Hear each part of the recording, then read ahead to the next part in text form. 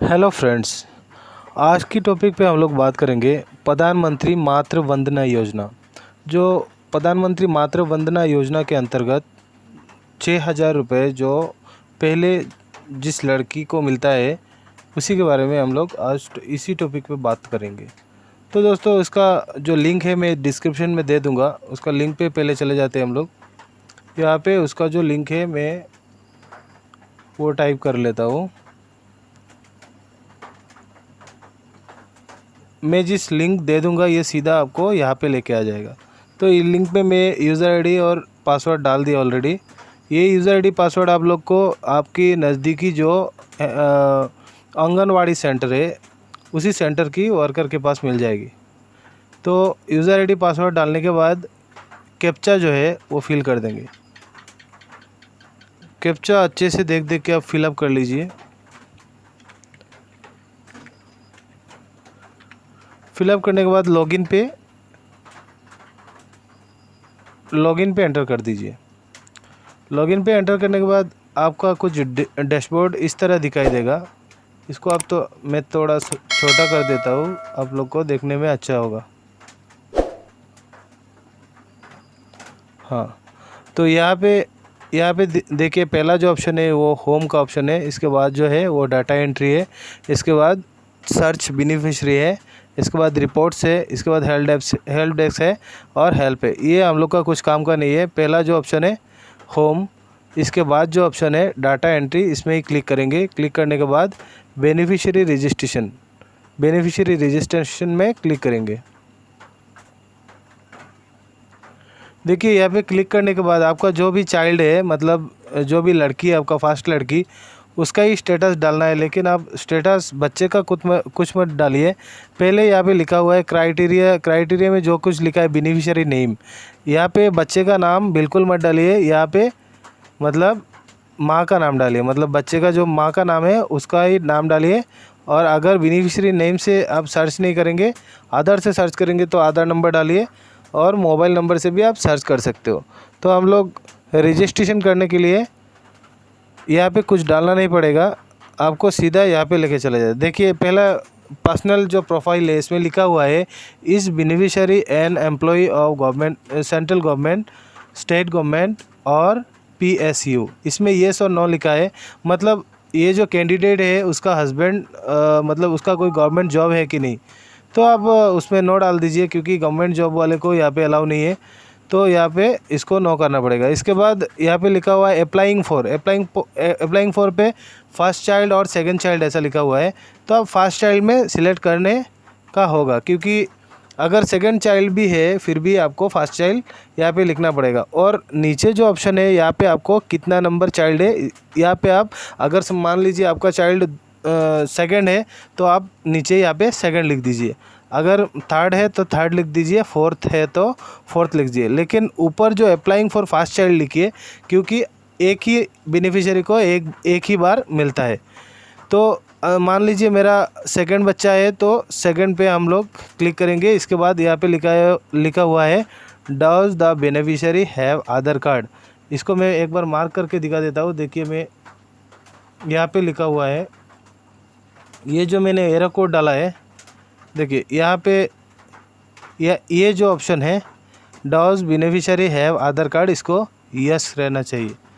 इसके बाद यहाँ पे नेम, मतलब अभी यहाँ पे बहुत ज़्यादा यूट्यूबर कन्फ्यूजन कर देते, क्योंकि यहाँ पे किसका नाम डालना है। यहाँ पे गलती से बच्चे का नाम कभी भी मत डालना। यहाँ पे बच्चे का माँ का नाम होना चाहिए। जो भी बच्चे का माँ का आधार कार्ड पे नाम है वो आप सही से यहाँ पे फिलअप कर लीजिए। फिलअप करने के बाद देखिए दोस्तों, दूसरा ऑप्शन जो है वो आधार नंबर बच्चे का बिल्कुल नहीं डालना है, वहाँ पे भी माँ का आधार नंबर डालना है। यहाँ पे ये जो ऑप्शन है आप अच्छे से देख लीजिए दोस्तों, यहाँ पे बच्चे का आधार नंबर बिल्कुल मत डालना है, यहाँ पे माँ का ही आधार नंबर डालना है।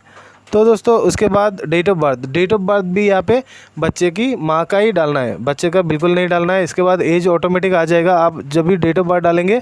देखिए, मान लीजिए मैंने एक डेट ऑफ बर्थ डाल रहा हूँ, मान लीजिए किसी औरत का डेट ऑफ बर्थ 1988 में किसी महीने में है, तो यहाँ पे 34 ऑटोमेटिक आ गया। ये आपको फिलअप करने का ज़रूरत नहीं है, ये ऑटोमेटिकली आ जाता है। दोस्तों, इसके बाद कैटेगरी में आप क्या सिलेक्ट कर लेंगे और अच्छे से देख लीजिए। जैसे कि कोई कैटेगरी आपका ओबीसी है या जनरल है, ये सब कैटेगरी आदर्श में आएगा। आप सब आदर्श में ही डालिए। और अगर एससी है तो एससी डालिए और एसटी है तो एसटी डालिए। लेकिन जनरल का कोई यहाँ पे कोटा लिखा नहीं है, तो इसके लिए आपको आदर्श सिलेक्ट करना पड़ेगा। अगर जनरल है और ओबीसी है तो आप लोग आदर्श ही सिलेक्ट कीजिए। यहाँ पे अगर गलती करेंगे तो आपका अप्लाई बिल्कुल नहीं होगा। तो इसके बाद दोस्तों देखिए, मोबाइल नंबर आपको आधार नंबर का जो भी मोबाइल नंबर है इसमें ही डालना है। इसके बाद यहाँ पर जो डॉक्यूमेंट दिया है एलिजिबिलिटी का क्राइटेरिया का कौन सा डॉक्यूमेंट आपको डालना होगा। अगर ये जिस औरत का आप डाल रहे हो डॉक्यूमेंट, मतलब बच्चे की माँ का, उसका अगर जॉब कार्ड है तो आप ये 2 नंबर का ऑप्शन सिलेक्ट कर सकते हैं और जॉब कार्ड से डाल सकते हैं। अगर मान लीजिए कोई मतलब किसी का जॉब कार्ड नहीं है तो यहाँ पे दिखा रहा है ई श्रम कार्ड, मतलब जो भी आपका लेबर कार्ड है, लेबर कार्ड से आप अच्छा से डाल सकते हैं। अगर लेबर कार्ड भी नहीं है, उसका बीपीएल रेशन कार्ड है तो रेशन कार्ड से भी डाल सकते हैं। अगर एससी एसटी का कोई देख रहा है आप लोग, तो यहाँ पे मान लीजिए एससी का सर्टिफिकेट या एसटी का सर्टिफिकेट, एसटी का हो तो एसटी का सर्टिफिकेट आप डाल सकते हैं। मतलब बहुत सारे ऑप्शन दिया हुआ है, आप कोई भी डॉक्यूमेंट अच्छे से डाल सकते हो। इसके बाद जो भी डॉक्यूमेंट आप लोग यहाँ पे मतलब सिलेक्ट करोगे, उसका आइडेंटिटी नंबर, यहाँ पे आइडेंटिटी नंबर उसी डॉक्यूमेंट का आइडेंटिटी नंबर भरना है। इसके बाद अपलोड फाइल, यहाँ पे जो भी डॉक्यूमेंट आप देना चाहते हो इसका अपलोड फाइल करवा देंगे। इसके बाद यहाँ पे दोस्तों देखिए, दूसरा ऑप्शन लिखा है MCTS और RCHID MCP ID card registration number. मतलब यहाँ पे मतलब जो भी बच्चे का ये है मतलब कार्ड है, उसी कार्ड का कोई रजिस्ट्रेशन नंबर अगर रहेगा तो उसको डाल दीजिए। ये MCP कार्ड का अगर मान लीजिए रजिस्ट्रेशन डेट है, यहाँ पे डेट डाल दीजिए। और यहाँ पे last menstrual date, period date, मतलब जिस महीने में, मतलब जिस औरत का आप अप्लाई कर रहे हो उसका लास्ट मेंस का जो डेट है वो कितने तारीख को, उस लास्ट पीरियड कितने तारीख को हुआ था, वो लास्ट पीरियड डेट आपको इसी बच्चे का जो इंजेक्शन का बुक है उसमें मिल जाएगा, आप वहाँ पे डाल दीजिए।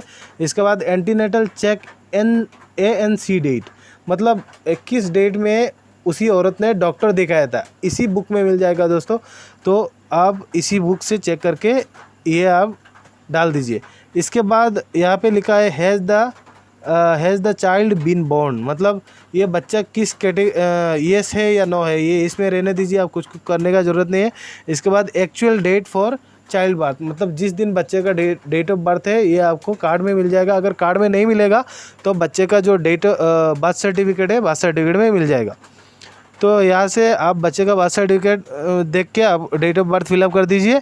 इसके बाद दूसरा जो ऑप्शन है number of children born in this pregnancy, मतलब कि ये जो बच्चे का आप अप्लाई कर रहे हो वो कितने नंबर का प्रेगनेंसी है, ऑटोमेटिक आप यहाँ पे 2 सिलेक्ट किए थे, वो 2 ऑटोमेटिकली आ गया। इसके बाद type institute of child birth, ये मतलब कौन सी हॉस्पिटल में उसका जन्म हुआ था। तो आप यहाँ पे देखिए, यहाँ पे क्लिक करने के बाद ऑप्शन आ जाता है आंगनवाड़ी सेंटर।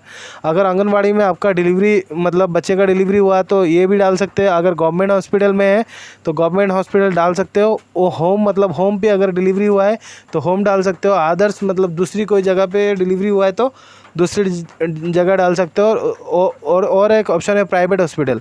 अगर मान लीजिए गवर्नमेंट हॉस्पिटल में नहीं, प्राइवेट हॉस्पिटल में जन्म हुआ है, ये भी लाभ, इसका भी लाभ ले सकते हो दोस्तों। इसका भी 6000 रुपये ही मिलेगा। और इसके बाद ट्रांसशिट का आप अच्छी तरह समझ लीजिए। जैसे कि कोई लोग मतलब बाहर रहते हैं, मतलब असम का लोग है, बिहार में रहते हैं, इसको ट्रांसशिट कहते हैं। अगर मतलब बिहार में रह के कुछ डिलीवरी हो गया, इसको ट्रांसशिट सिलेक्ट करना पड़ेगा।